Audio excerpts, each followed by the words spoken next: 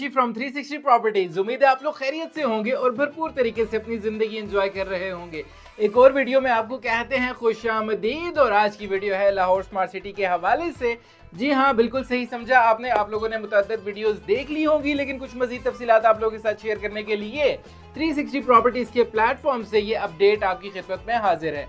जी हाँ, ताकि आप लोग जान सकें कि क्या होने वाला है, क्या तब्दीलियां होने वाली हैं और क्या क्या जनाब आपको तंबीह की गई है इस नोटिस में, जिसको आपने बर वक्त जो है जिसको रिस्पॉन्ड करना है, जिसके ऊपर एक्शन लेना है, ताकि आप किसी भी किस्म की मुश्किल और किसी भी किस्म की परेशानी में मुब्तला ना हो सकें।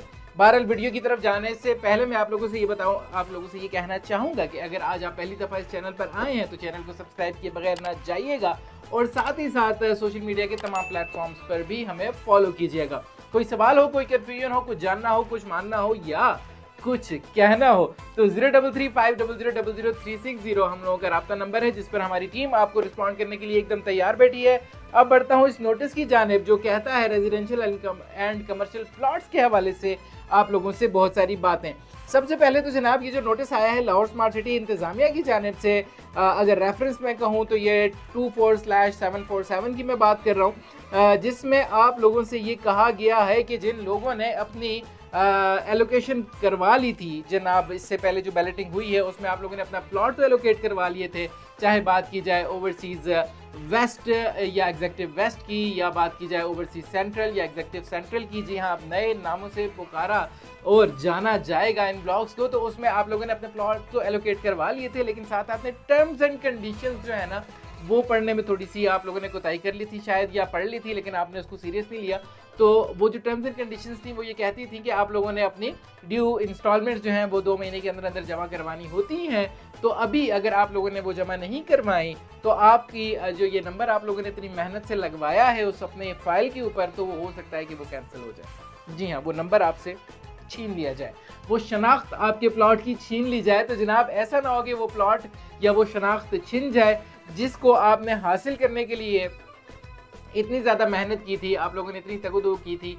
तो जनाब इसके लिए आप लोगों के लिए लाजिम व मलजूम है कि आप अपनी ड्यू इंस्टॉलमेंट्स जो हैं ड्यू इंस्टॉलमेंट्स जो हैं उनको टाइमली जमा करवा दीजिए। डेडलाइन दे दी गई है 8 अप्रैल की और इसके अलावा 20 अप्रैल की।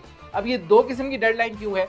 2 किस्म की डेडलाइन इसलिए हैं कि 20 अप्रैल के बाद तो जनाब वो कैंसिल हो जाएंगे, तो वो वाली कोई कहानी है ही नहीं कि आपने 20 अप्रैल तक तो लाजमी क्लियर करवाने अपने ड्यूज़। 8 अप्रैल वाली स्टोरी ये है कि 8 अप्रैल से पहले अगर आप अपनी ड्यू इंस्टॉलमेंट्स क्लियर करवा देते हैं तो आप मुस्तहिक हो सकते हैं डिस्काउंट के। जी हाँ, अगर आपकी ड्यू इंस्टॉलमेंट्स हैं तो उस पर आप 3% पर इंस्टॉलमेंट फ़ायदा उठा सकते हैं, और अगर आप कोई एडवांस इंस्टॉलमेंट पे करना चाहते हैं तो आप उसके ऊपर 6% पर इंस्टॉलमेंट फ़ायदा उठा सकते हैं पर इंस्टॉलमेंट। जी हाँ, अक्सर लोग कंफ्यूज हो जाते हैं और उस पर हमारे पास सवाल आते हैं, तो आज मैं साथ ही साथ आप लोगों के सवालों का जवाब दूंगा कि ये जो 3% या 6% आप लोगों को डिस्काउंट मिलेगा ये आपकी इंस्टॉलमेंट के ऊपर कैलकुलेट किया जाएगा। यानी कि अगर 1.5 लाख रुपए आपकी इंस्टॉलमेंट है तो उसका 3% जो भी बनेगा वो डिस्काउंट होगा।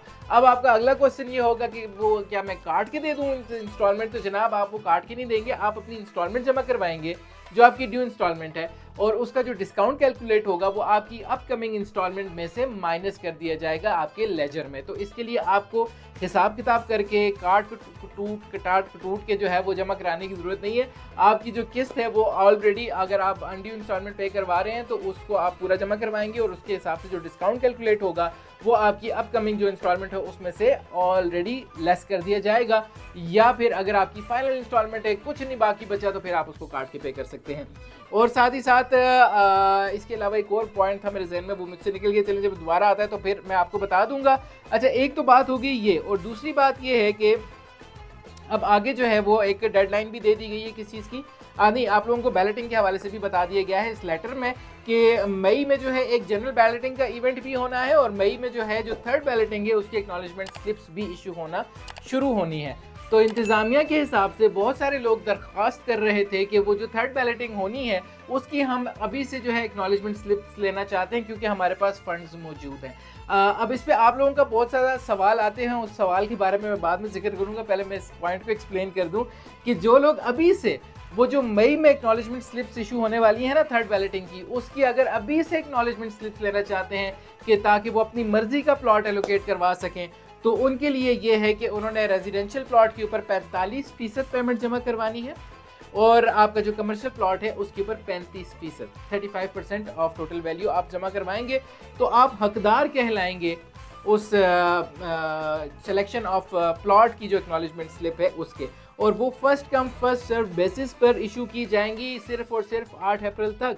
और अगर पहले से वो सारी की सारी कंप्लीट हो जाती हैं, जितना भी नंबर इंतजामिया के पास मौजूद है, जितना भी नंबर उन प्लॉट्स का उन एक्नॉलेजमेंट स्लिप्स का इंतजामिया के पास मौजूद है, वो अगर कंप्लीट हो जाता है तो 8 अप्रैल से पहले ही वो क्लोज हो जाएंगी।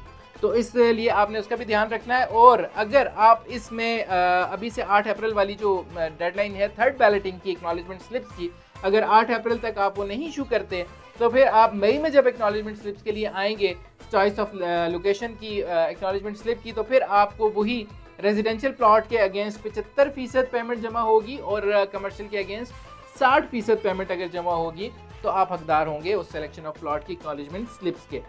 तो जनाब ये है सारी की सारी स्टोरी, और इसमें अगर कोई पॉइंट रह गया है तो वो मैं फिर से एक्सप्लेन कर दूंगा। बहरहाल मुझे जहाँ तक लगता है मैंने सारे के सारे पॉइंट्स कवर कर दिए हैं। अब वो उसमें सवाल के हवाले से बात हो रही थी कि अक्सर सवाल हमारे पास आता है कि ये कौन लोग हैं वो, कौन है ये लोग, कहाँ से आते हैं ये लोग जिनके पास ऑलरेडी इतने फंड्स हैं और वो चाहते हैं कि हम अभी से उसमें शामिल हो जाएं। तो जनाब ये सवाल मैं यहाँ पे छोड़े जा रहा हूँ, और ये सवाल का जवाब अगर कहीं से मेरे पास आ गया तो मैं ज़रूर आप लोगों तक पहुँचा दूंगा। मज़ीद इसके अलावा अगर आपका कोई सवाल है, कुछ जानना चाहते हैं, कुछ मांगना चाहते हैं सोसाइटी से, तो आप हमें कॉल कर सकते हैं 0335000360 पर।